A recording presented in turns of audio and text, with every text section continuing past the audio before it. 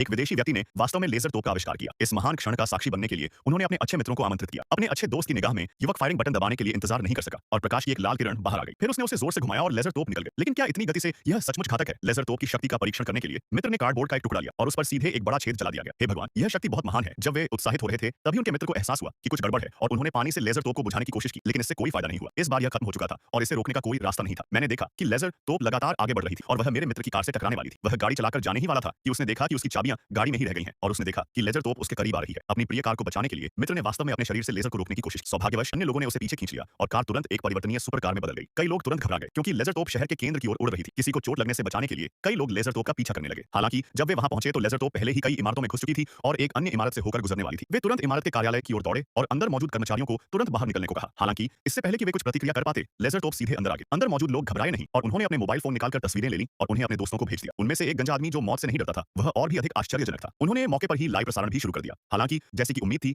दुर्घटना फिर भी घटित हो। पलक झपकते ही गंजा आदमी राख में बदल गया और जमीन पर केवल एक जोड़ी बदबूदार चमड़े के जूते बचे। यह देखकर कि किसी की हत्या हो गई है, युवक डर के मारे बाहर भागा और फिर से ट्रांसमीटर उठा उठा। एक और लेजर तोप दागी गई और दोनों लेजर तोपें धीरे-धीरे एक दूसरे के पास आने लगीं।